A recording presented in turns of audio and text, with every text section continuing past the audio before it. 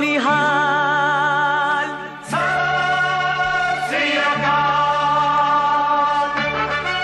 केसरी विरासत के दर्शकों का हार्दिक स्वागत। मैं तुहाडा अपना गुरप्रीत सिंह संधू।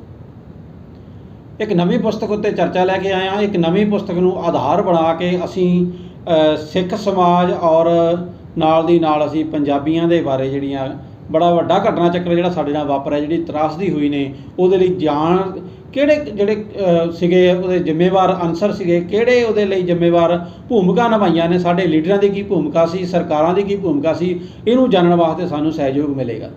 क्योंकि साडा मिशन ही ये है कि असीं सच तक पहुँचीए। असीं गल जरूर करते हैं केसरी विरासत की, अपनी शहीदियां कुर्बानियां की विरासत की गल करते हैं, पर नाल दी नाल असीं उत्ते नज़रसानी भी करते जाने हैं। ਵੱਖ-ਵੱਖ हवालिਆਂ ਦੇ ਨਾਲ ਅਸੀਂ ਜਾਣਨ ਦੀ ਕੋਸ਼ਿਸ਼ ਕਰਦੇ ਹਾਂ कि असल ਦੇ ਵਿੱਚ जो घटना ਚੱਕਰ, जो ਦੁਖਾਂਤ ਸਾਡੇ ਨਾਲ ਵਾਪਰਦੇ ਰਹੇ, ਉਹਦੇ ਵਾਸਤੇ जो ਬਗਾਨੇ ਸੀ, जो ਹਮਲਾਵਰ ਸੀ, ਉਹਨਾਂ ਦਾ ਕਿੰਨਾ ਕਸੂਰ ਸੀ, ਔਰ ਕਿਤੇ ਨਾ ਕਿਤੇ ਜਿਹੜੇ ਸਾਡੇ ਆਪਣੇ ਸੀ, ਆਪਣੇ ਦੇ ਰੂਪ ਵਿੱਚ ਸੀ, ਆਪਣੇ ਦੀ ਭੂਮਿਕਾ ਵਿੱਚ ਸੀ, ਉਹਨਾਂ ਦੀਆਂ ਕਿੱਥੇ ਅਣਗਹਿਲੀਆਂ ਹੋਈਆਂ ਨੇ ਜਾਂ ਉਹਨਾਂ ਦੀ ਕਿਹੋ ਜਿਹੀ ਭੂਮਿਕਾ ਰਹੀ ਆ, ਇਹਦੇ ਉੱਤੇ ਵਿਸਥਾਰ ਨਾਲ ਚਰਚਾ ਜਿਹੜੀ ਆ ਉਹ ਅਸੀਂ ਕਰਦੇ ਹਾਂ। तो ਅੱਜ ਨਵੀਂ ਪੁਸਤਕ ਲੈ ਕੇ ਆਏ ਹਾਂ ਜੀ। ਪੁਸਤਕ ਲੈ ਕੇ ਆਏ ਹਾਂ, ਇਹ ਤੁਹਾਡੇ ਸਾਹਮਣੇ ਹੈ ਜੀ, ਸਾਕਾ ਨੀਲਾ ਤਾਰਾ ਤੋਂ ਬਾਅਦ। ਸਾਕਾ ਨੀਲਾ ਤਾਰਾ ਤੋਂ ਬਾਅਦ ਤੇ ਨਾਲ ਤੁਸੀਂ ਦੇਖ ਰਹੇ ਆ ਤਬਾਹੀ ਕੀ ਤਵਾਰੀਖ। ਇਸ ਤੋਂ ਸਾਨੂੰ ਸਪਸ਼ਟ ਹੋ ਜਾਂਦਾ ਹੈ ਕਿ ਜਿਹੜੀ ਤਬਾਹੀ ਬਚੀ ਹੈ, ਤਬਾਹੀ ਹੋਈ ਹੈ, ਇਹ ਉਹਦੀ ਤਵਾਰੀਖ ਇਹਦੇ ਵਿੱਚ ਦਰਜ ਹੈ। ਔਰ ਆਪ ਜੀ ਨੂੰ ਦੱਸ ਦਈਏ, ਇਹ ਪੁਸਤਕ ਕਿਸੇ ਆਮ ਵਿਅਕਤੀ ਦੀ ਨਹੀਂ। ਹਾਲਾਂਕਿ ਉਸ ਨੂੰ ਇੱਕ ਕੋਈ ਲੇਖਕ ਨਹੀਂ ਹੈ ਵੱਡਾ ਪੁਰਾਣਾ, ਪਰ ਉਸ ਦੀ ਇੱਕ ਅਜਿਹੀ ਭੂਮਿਕਾ ਸੀ ਜਿਹੜਾ ਸਾਕਾ ਨੀਲਾ ਤਾਰਾ ਹੋਣ ਤੋਂ ਬਾਅਦ ਜਿਹੜੇ ਖਾਸ ਲੀਡਰ ਸੀ, ਜਿਹੜਾ ਪਰਿਵਾਰ ਸੀ ਸੰਤ ਜਰਨੈਲ ਸਿੰਘ ਭਿੰਡਰਾਂਵਾਲਿਆਂ ਦਾ, ਉਹਦੇ ਇੱਕ ਮੋਹਤਵਰ ਆਗੂ ਸੀਗੇ, ਮੋਹਤਵਰ ਵਿਅਕਤੀ ਸੀਗੇ ਜਿਹੜੇ ਭਾਈ ਸਾਹਿਬ ਭਾਈ ਜਸਵੀਰ ਸਿੰਘ ਰੋਡੇ ਅਕਾਲ ਤਖਤ ਸਾਹਿਬ ਦੇ ਜਥੇਦਾਰ ਵੀ ਰਹੇ। ਉਹਨਾਂ ਦੇ ਉਹ ਪੀਏ ਸੀ। ਉਹਨਾਂ ਦੇ ਪੀਏ ਰਹਿਣ ਦੌਰਾਨ ਔਰ ਦਰਬਾਰ ਸਾਹਿਬ ਦੇ ਵਿੱਚ ਬਹੁਤ ਸਾਰਾ ਲੰਬਾ ਸਮਾਂ, ਅਕਾਲ ਤਖਤ ਸਾਹਿਬ ਇੱਕ ਲੰਬਾ ਸਮਾਂ ਰਹਿਣ ਦੌਰਾਨ ਉਹਨਾਂ ਦੇ ਜੋ ਤਜਰਬੇ ਹੋਏ ਨੇ, ਉਹਨਾਂ ਨੇ ਉਹਨਾਂ ਤਜਰਬਿਆਂ ਦੇ ਆਧਾਰ 'ਤੇ ਆਪਣਾ ਵਿਸ਼ਲੇਸ਼ਣ ਕੀਤਾ। ਔਰ ਪੁਸਤਕ ਬਾਰੇ ਇਹ ਤੁਹਾਨੂੰ ਇਸ ਕਰਕੇ ਸਮਝ ਆ ਜਾਏਗੀ ਕਿ ਇਸ ਪੁਸਤਕ ਵਿੱਚ ਕੀ ਹੈ। ਤੋਂ ਪਹਿਲੇ ਅਸੀਂ ਇੱਕ ਇੱਕ ਪੰਨੇ ਉੱਤੇ ਜੋ ਉਹਨਾਂ ਨੇ ਦਰਜ ਕੀਤਾ, ਛੋਟਾ ਛੋਟਾ ਘਟਨਾ ਚੱਕਰ, ਅਸੀਂ ਉਹ ਤੁਹਾਡੇ ਨਾਲ ਜ਼ਰੂਰ ਸਾਂਝਾ ਕਰਾਂਗੇ। ਪਹਿਲਾਂ ਫਿਰ ਤੁਹਾਡੇ ਨਾਲ ਅੱਜ ਅਸੀਂ ਭੂਮਿਕਾ ਸਾਂਝੀ ਕਰਾਂਗੇ ਤਾਂ ਕਿ ਅਸੀਂ ਆਉਣ ਵਾਲੀਆਂ ਕੜੀਆਂ ਵਾਸਤੇ ਮਾਨਸਿਕ ਤੌਰ 'ਤੇ ਤਿਆਰ ਹੋ ਸਕੀਏ ਅਤੇ ਸਾਨੂੰ ਪਤਾ ਲੱਗ ਸਕੇ ਕਿ ਇਸ ਪੁਸਤਕ ਔਰ ਸਾਡਾ ਇਹ ਉਪਰਾਲਾ ਕਿੰਨਾ ਅਹਿਮ ਔਰ ਕਿੰਨਾ ਜਾਣਕਾਰੀ ਭਰਪੂਰ ਹੋਣ ਜਾ ਰਿਹਾ ਹੈ। ਸੋ ਦੇਰ ਨਹੀਂ ਕਰਨਾ, ਇਸ ਨੂੰ ਹੁਣੇ ਕਰ ਲਓ ਸਬਸਕ੍ਰਾਈਬ, ਇਹਨੂੰ ਕਰੋ ਲਾਈਕ, ਇਹਨੂੰ ਵੱਧ ਤੋਂ ਵੱਧ ਸ਼ੇਅਰ ਕਰੋ ਤਾਂ ਕਿ ਸੱਚ ਦੀ ਜਾਣਕਾਰੀ ਜਿਹੜੀ ਹੈ ਉਹ ਸਾਡੇ ਇਰਦ ਗਿਰਦ, ਸਾਡੇ ਆਲੇ ਦੁਆਲੇ ਦੇ ਨਾਲ ਨਾਲ ਸਾਡੇ ਰਿਸ਼ਤੇਦਾਰ ਭੈਣਾਂ ਭਰਾਵਾਂ ਤੱਕ ਸਹੀ ਹਾਲਤ ਵਿੱਚ ਪਹੁੰਚ ਸਕੇ। ਤੋਂ ਆਪਾਂ ਗੱਲ ਕਰਦੇ ਹਾਂ ਜੀ ਪੁਸਤਕ ਦੀ। ਸਮਰਪਣ ਕੀਤੀ ਹੈ ਜੀ। ਕਹਿੰਦੇ ਸਮਰਪਣ ਹੈ ਉਹਨਾਂ ਨੂੰ ਜਿਹੜੇ ਆਪਣੇ ਖੂਨ ਨਾਲ ਸਿੱਖ ਇਤਿਹਾਸ ਸਿਰਜ ਗਏ। ਆਪਣੇ ਖੂਨ ਨਾਲ, ਜਿਵੇਂ ਕਿ ਕੇਸਰੀ ਵਿਰਾਸਤ ਵਿੱਚ ਵੀ ਅਸੀਂ ਉਹਨਾਂ ਨੂੰ ਸਮਰਪਿਤ ਹੈ ਸਾਡਾ ਚੈਨਲ, ਜਿਨ੍ਹਾਂ ਨੇ ਆਪਣੇ ਖੂਨ ਦੇ ਨਾਲ ਸਿੱਖ ਇਤਿਹਾਸ ਸਿਰਜਿਆ, ਉਹਨਾਂ ਨੂੰ ਇਹ ਪੁਸਤਕ ਸਮਰਪਿਤ ਕੀਤੀ ਹੈ। ਸੋ ਇਹਦੇ ਵਿੱਚ ਜਿਹੜੀਆਂ ਕੁਝ ਪੰਕਤੀਆਂ ਨੇ ਜਿਹੜੀਆਂ ਬੜੀਆਂ ਅਹਿਮ ਨੇ। ਬੋਲ ਸੋ ਧਰਮੀੜਿਆ ਮੋਨ ਕਤ ਧਾਰੀ ਰਾਮ। ਸ਼੍ਰੀ ਗੁਰੂ ਗ੍ਰੰਥ ਸਾਹਿਬ ਜੀ ਵਿੱਚੋਂ ਉਹਨਾਂ ਨੇ ਇਸ ਚੀਜ਼ ਦਾ ਹਵਾਲਾ ਦਿੱਤਾ ਹੈ, ਜਿਹਦਾ ਭਾਵ ਹੈ ਕਿ ਧਰਮੀ ਮਨੁੱਖ ਤੂੰ ਬੋਲ, ਤੈਨੂੰ ਬੋਲਣਾ ਚਾਹੀਦਾ, ਤੂੰ ਚੁੱਪ ਕਰਕੇ ਕਿਉਂ ਬੈਠਾ। ਸੋ ਇੱਥੇ ਨਾਲ ਐਲਬਰਟ ਆਇਨਸਟਾਈਨ ਦੀ ਇੱਕ ਉਹਨਾਂ ਨੇ ਜਿਹੜਾ ਹਵਾਲਾ ਉਹ ਵੀ ਦਿੱਤਾ ਆ। ਕਹਿੰਦੇ ਸੰਸਾਰ ਇੱਕ ਖਤਰਨਾਕ ਪਿੜ ਹੈ, ਇਸ ਲਈ ਨਹੀਂ ਕਿ ਇੱਥੇ ਬੁਰਾਈ ਹੈ, ਸਿਰਫ ਇਸ ਵਾਸਤੇ ਕਿ ਇੱਥੇ ਉਹ ਲੋਕ ਹਨ ਜੋ ਬੁਰਾਈ ਨੂੰ ਦੇਖ ਕੇ ਚੁੱਪ ਕਰ ਰਹਿੰਦੇ ਹਨ ਅਤੇ ਬੋਲਦੇ ਨਹੀਂ।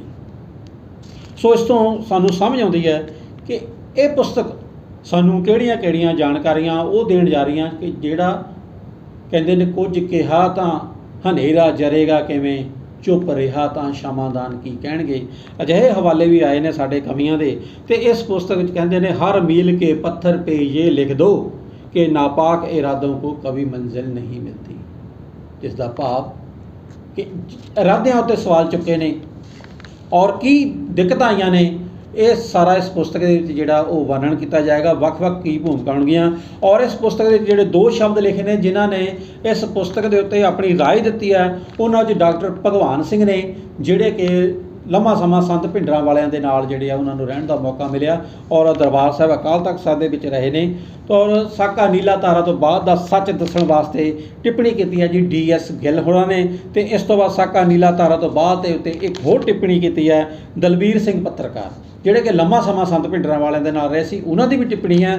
ਔਰ ਇਸ ਤੋਂ ਬਾਅਦ ਜਿਹੜੀ ਭੂਮਿਕਾ ਸਰਦਾਰ ਹਰਦੀਪ ਸਿੰਘ ਹੋਣੀ ਲਿਖੀ ਹੈ, ਉਹ ਤੁਹਾਨੂੰ ਪੜ੍ਹ ਕੇ ਜ਼ਰੂਰ ਸੁਣਾ ਦਿੰਦੇ ਹਾਂ। ਔਰ ਤੁਸੀਂ ਸਮਝਦੇ ਹੋ ਕਿ ਜਿਨ੍ਹਾਂ ਲੋਕਾਂ ਨੇ ਇਹਦੇ ਉੱਤੇ ਆਪਣੀਆਂ ਟਿੱਪਣੀਆਂ ਭੇਜੀਆਂ ਨੇ, ਕਿਉਂਕਿ ਉਹ ਵੀ ਵਾਹ ਵਾਸਤਾ ਰਹੇ ਨੇ, ਜੇ ਉਹਨਾਂ ਨੂੰ ਇਹ ਗੱਲ ਜੱਚਦੀ ਹੈ ਕਿ ਹਾਂ ਇਹਦੇ ਪੁਸਤਕ ਵਿੱਚ ਸੱਚ ਲਿਖਿਆ ਗਿਆ ਹੈ, ਅਤੇ ਸੱਚਮੁੱਚ ਇਹ ਪੁਸਤਕ ਸਾਡੇ ਵਾਸਤੇ ਵੀ ਬਹੁਤ ਵੱਡੀ ਜਾਣਕਾਰੀ ਭਰਪੂਰ ਹੋਣ ਜਾ ਰਹੀ ਹੈ। ਤਾਂ ਸਾਡੇ ਨਾਲ ਜੁੜੇ ਰਹੋ, ਛੱਡ ਕੇ ਨਹੀਂ ਜਾਣਾ, ਔਰ ਇਸ ਨੂੰ ਵੱਧ ਤੋਂ ਵੱਧ ਚੈਨਲ ਨੂੰ ਫਿਰ ਸਬਸਕ੍ਰਾਈਬ ਕਰ ਲਓ।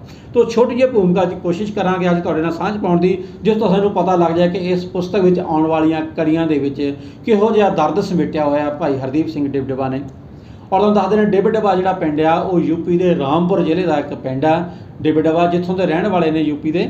ਔਰ ਉਹ ਲਿਖਦੇ ਨੇ ਕਿ ਪੰਜਾਬ ਦੇ ਦੁਖਾਂਤ ਬਾਰੇ ਬਹੁਤ ਕੁਝ ਲਿਖਿਆ ਜਾ ਚੁੱਕਾ ਹੈ ਅਤੇ ਬਹੁਤ ਹੀ ਨਾਮਵਰ ਹਸਤੀਆਂ ਵੱਲੋਂ ਲਿਖਿਆ ਗਿਆ ਹੈ, ਜਿਨ੍ਹਾਂ ਜ਼ਿਕਰ ਕਰਦੇ ਨੇ ਕਿ BBC ਦੇ ਨੁਮਾਇੰਦੇ ਮਾਰਕ ਟੱਲੀ, ਸਤੀਸ਼ ਜੈਕਬ, ਕੁਲਦੀਪ ਨਈਅਰ, ਖੁਸ਼ਵੰਤ ਸਿੰਘ, ਅਜਮੇਰ ਸਿੰਘ, ਦਲਬੀਰ ਸਿੰਘ, ਗੁਰਤੇਜ ਸਿੰਘ, ਹੋਰ ਪਤਾ ਨਹੀਂ ਕਿੰਨੇ ਕੁ ਨਾਮਵਰ ਹਸਤੀਆਂ ਨੇ ਜਿਨ੍ਹਾਂ ਨੇ ਕਲਮ ਚਲਾਈ ਹੈ ਆਪਰੇਸ਼ਨ ਬਲੂ ਸਟਾਰ, ਸਾਕਾ ਨੀਲਾ ਤਾਰਾ ਦੇ ਪਹਿਲਾਂ ਔਰ ਬਾਅਦ ਵਿੱਚ ਵਾਪਰੇ ਘਟਨਾ ਚੱਕਰ ਉੱਤੇ।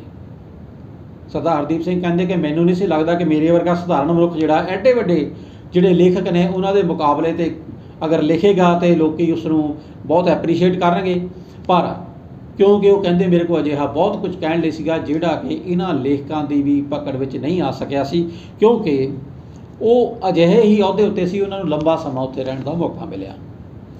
ਤੋ ਕਹਿੰਦੇ ਨੇ ਕਿ ਮੇਰੀ ਸਮਝ ਮੁਤਾਬਕ ਇਹਨਾਂ ਸਾਰੀਆਂ ਲਿਖਤਾਂ ਤੋਂ ਇਲਾਵਾ ਵੀ ਬਹੁਤ ਕੁਝ ਅਜਿਹੇ ਕਾਰਨ ਸੀ ਜਿਨ੍ਹਾਂ ਨੇ ਇਸ ਸੰਘਰਸ਼ ਨੂੰ ਬਹੁਤ ਹੱਦ ਤੱਕ ਪ੍ਰਭਾਵਿਤ ਕੀਤਾ। ਆਪਰੇਸ਼ਨ ਬਲੂ ਸਟਾਰ ਤੋਂ ਪਹਿਲਾਂ ਔਰ ਬਾਅਦ ਵਿੱਚ ਚੱਲਣ ਵਾਲੇ ਸੰਘਰਸ਼ ਨੂੰ ਜਿਨ੍ਹਾਂ ਘਟਨਾਵਾਂ ਨੇ ਪ੍ਰਭਾਵਿਤ ਕੀਤਾ, ਜਿਨ੍ਹਾਂ ਲੀਡਰਾਂ ਨੇ ਪ੍ਰਭਾਵਿਤ ਕੀਤਾ, ਜਿਹੜੀਆਂ ਸੋਚਾਂ ਨੇ ਪ੍ਰਭਾਵਿਤ ਕੀਤਾ, ਉਹਨਾਂ ਦੇ ਉੱਤੇ ਬਹੁਤ ਵੱਡੇ ਖੁਲਾਸੇ ਇਸ ਪੁਸਤਕ ਵਿੱਚ ਹੋਣ ਜਾ ਰਹੇ ਨੇ। ਕਹਿੰਦੇ ਨੇ ਸੰਘਰਸ਼ ਦੀ ਮੁਕੰਮਲ ਮੌਤ ਤੋਂ ਬਾਅਦ ਵੀ ਇਹਨਾਂ ਕਾਰਨਾਂ ਲਈ ਜ਼ਿੰਮੇਵਾਰ ਲੋਕਾਂ ਨੇ ਆਪਣੇ ਵਿਹਾਰਾਂ ਅਤੇ ਵਿਚਾਰਾਂ ਵਿੱਚ ਰੱਤੀ ਭਰ ਵੀ ਤਬਦੀਲੀ ਨਹੀਂ ਲਿਆਂਦੀ,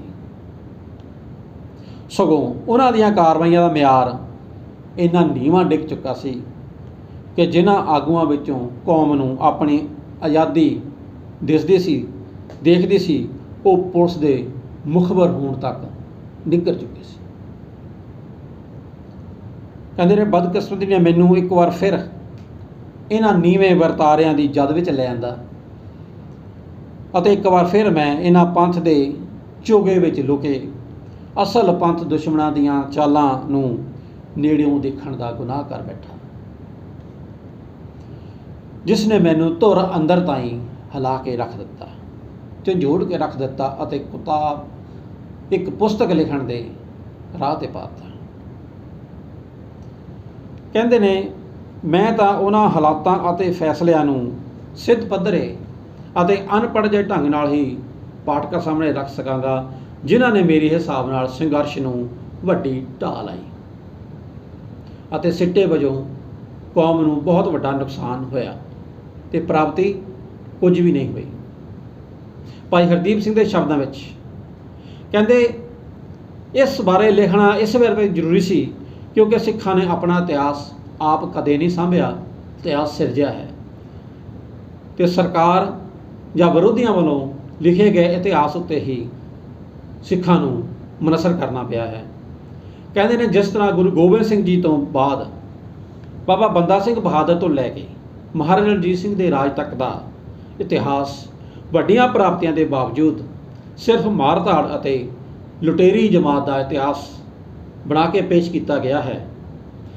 ਖਾਸ ਤੌਰ 'ਤੇ ਬਾਬਾ ਬੰਦਾ ਸਿੰਘ ਬਹਾਦਰ ਦੀ ਸ਼ਹੀਦੀ ਬਾਰੇ ਪਾਏ ਭੁਲੇਖਿਆਂ ਅਤੇ ਤੱਤ ਖਾਲਸਾ ਵੱਲੋਂ ਖਿਲਾਰੀ ਗਈ ਧੁੰਦ ਨੂੰ ਸਾਫ਼ ਕਰਨ ਲਈ ਸਾਡੇ ਇਤਿਹਾਸਕਾਰ, ਸਾਡੇ ਵਿਦਵਾਨਾਂ ਵੱਲੋਂ ਬਹੁਤ ਮਿਹਨਤ ਕੀਤੇ ਜਾਣ ਦੀ ਜ਼ਰੂਰਤ ਪਾ ਦਿੱਤੀ। ਇਸੇ ਤਰ੍ਹਾਂ ਦੱਸਦੇ ਨੇ ਕਿ 2006 ਵਿੱਚ ਇਹ ਪੁਸਤਕ ਲਿਖਦੇ ਹੋਏ ਭਾਈ ਹਰਦੀਪ ਸਿੰਘ ਡਿਬਡਬਾ ਆਖਦੇ ਨੇ ਕਿ ਇਸ ਸੰਘਰਸ਼ ਦੇ ਇਸ ਘਟਨਾ ਚੱਕਰ ਦੇ 22 ਸਾਲਾਂ ਤੋਂ ਬਾਅਦ ਇਹ ਘਟਨਾਵਾਂ ਮੈਨੂੰ ਇਸ ਤਰ੍ਹਾਂ ਜਾਪਦੀਆਂ ਨੇ ਕਿ ਜਿਵੇਂ ਹਾਲ ਹੀ ਵਿੱਚ ਮੇਰੀਆਂ ਅੱਖਾਂ ਦੇ ਸਾਹਮਣੇ ਹੀ ਵਾਪਰ ਰਹੀਆਂ ਹੋਣ, ਕਿਉਂਕਿ ਇਹ ਘਟਨਾਵਾਂ ਉਸ ਲਹਿਰ ਨਾਲ ਜੁੜੀਆਂ ਸੀ ਜਿਸ ਨੂੰ ਮੈਂ ਮਾਂ ਦੇ ਗਰਭ ਤੋਂ ਜਾਣਦਾ ਸਾਂ। ਉਸ ਨੂੰ ਜੰਮਦੀ, ਫਿਰ ਸਿਰ ਚੁੱਕਦੀ, ਬਹਿੰਦੀ, ਰਿੜ੍ਹਦੀ ਅਤੇ ਫਿਰ ਗੋਡਿਆਂ ਪਾਰ ਹੋ ਕੇ ਉੱਠਦੀ, ਉਂਗਲ ਲਾ ਕੇ ਤੁਰਦੀ, ਫਿਰ ਭੱਜਦੀ ਅਤੇ ਜਵਾਨ ਹੁੰਦਿਆਂ ਬਿਲਕੁਲ ਇਉਂ ਵੇਖਿਆ ਜਿਵੇਂ ਮੈਂ ਪਲ ਪਲ ਉਸ ਦੇ ਨਾਲ ਹੋਵਾਂ, ਜਿਵੇਂ ਉਸ ਦੇ ਜੰਮਣ ਵੇਲੇ ਦੀਆਂ ਪੀੜਾਂ ਨੂੰ ਮੈਂ ਆਪਣੇ ਅੰਦਰ ਉੱਠਦਿਆਂ ਮਹਿਸੂਸ ਕੀਤਾ ਹੋਵੇ। ਉਸ ਦੀ ਭਰ ਜਵਾਨੀ ਵਿੱਚ ਹੋਈ ਮੌਤ ਉੱਤੇ ਵਿਰਲਾਪ ਕਰਦਿਆਂ, ਸੰਘਰਸ਼ ਦੀ ਗੱਲ ਕਰ ਰਹੇ ਨੇ ਕਿ ਸੰਘਰਸ਼ ਦੀ ਭਰ ਜਵਾਨੀ ਵਿੱਚ ਹੋਈ ਮੌਤ ਤੇ ਵਿਰਲਾਪ ਕਰਦਿਆਂ ਉਸ ਮਾਂ ਵਾਂਗ ਮਹਿਸੂਸ ਕੀਤਾ ਜਿਸ ਦਾ ਆਪਣਾ ਇਕਲੌਤਾ ਪੁੱਤਰ ਭਰ ਜਵਾਨੀ ਵਿੱਚ ਵਿਆਹ ਦੇ ਬੰਨੇ ਸ਼ਗਨਾਂ ਦੇ ਗਾਨਿਆਂ ਸਣੇ ਮਰ ਜਾਵੇ। ਇਹ ਯਾਦਾਂ ਉਸ ਮਾਂ ਦੇ ਕੀਵਿਆਂ ਵਰਗੀਆਂ। ਸੋ ਹੋ ਸਕਦਾ ਹੈ ਇਹ ਲੜੀ, ਇਸ ਵਿੱਚ ਆਉਣ ਵਾਲੇ ਤੱਥ ਸਾਡੇ ਸਰੋਤਿਆਂ ਨੂੰ ਕੁਝ ਪਰੇਸ਼ਾਨ ਕਰਨ, ਪਰ ਨਾਲ ਦੀ ਨਾਲ ਇਹ ਗੱਲ ਯਕੀਨੀ ਹੈ ਕਿ ਸਾਨੂੰ ਪੰਥਕ ਰਣਨੀਤੀ, ਸਾਨੂੰ ਸਿੱਖੀ ਫਲਸਫੇ ਬਾਰੇ, ਸਾਨੂੰ ਆਪਣੀ ਲੀਡਰਸ਼ਿਪ ਬਾਰੇ, ਸਾਨੂੰ ਆਪਣੀ ਰਣਨੀਤੀ ਬਾਰੇ ਸੋਚਣ ਲਈ, ਵਿਚਾਰ ਲਈ ਇਹ ਪਿਛੇ ਸਮੇਂ ਦੌਰਾਨ ਹੋਈਆਂ ਜਿਹੜੀਆਂ ਗਲਤੀਆਂ ਨੇ ਉਹ ਇੱਕ ਮਾਰਗਦਰਸ਼ਕ ਜ਼ਰੂਰ ਬਣ ਗਈਆਂ। ਸੋ ਇਸੇ ਉਮੀਦ ਦੇ ਨਾਲ ਅਸੀਂ ਦਰਸ਼ਕਾਂ ਦੀ ਕਚਹਿਰੀ ਵਿੱਚ ਇਹ ਇੱਕ ਨਵੀਂ ਲੜੀ ਪੇਸ਼ ਕਰਦੇ ਹੋਏ ਸੰਤੁਸ਼ਟੀ ਮਹਿਸੂਸ ਕਰਦੇ ਹਾਂ ਔਰ ਖੁਸ਼ੀ ਮਹਿਸੂਸ ਕਰਦੇ ਹਾਂ, ਔਰ ਆਪ ਜੀ ਵੱਲੋਂ ਹਾਂ ਪੱਖੇ ਹੁੰਗਾਰੇ ਦੀ ਉਡੀਕ ਵਿੱਚ ਅਸੀਂ ਤੁਹਾਡਾ ਬਹੁਤ ਬਹੁਤ ਧੰਨਵਾਦ ਕਰਦੇ ਹਾਂ। ਔਰ ਫਿਰ ਬੇਨਤੀ ਕਰ ਦਈਏ ਕਿ ਇਸ ਸੱਚ ਦੇ ਇਤਿਹਾਸ ਨੂੰ, ਇਹਨਾਂ ਘਟਨਾਵਾਂ ਨੂੰ, ਅੱਖੀਂ ਦੇਖੀਆਂ ਘਟਨਾਵਾਂ ਨੂੰ, ਉਹਨਾਂ ਵਾਰਦਾਤਾਂ ਨੂੰ, ਉਹਨਾਂ ਹਾਲਾਤਾਂ ਨੂੰ, ਉਹਨਾਂ ਵਿਚਾਰਾਂ ਨੂੰ, ਉਹਨਾਂ ਪਰਿਵਾਰਾਂ ਨੂੰ, ਟੁੱਟਦੇ ਭੱਜਦੇ ਚੜ੍ਹਦੇ ਲਹਿੰਦੇ ਜੋ ਵੀ ਹਾਲਾਤ ਵਾਪਰੇ ਨੇ ਉਹਨਾਂ ਨੂੰ ਸਹੀ ਦਿਸ਼ਾ ਵਿੱਚ ਸਮਝਣ ਵਾਸਤੇ ਅਸੀਂ ਇਸ ਲੜੀ ਨਾਲ ਜੁੜੀਏ। ਆਓ ਮਿਲਦੇ ਹਾਂ ਅਗਲੀ ਕੜੀ 'ਚ। बोले सोनिहार।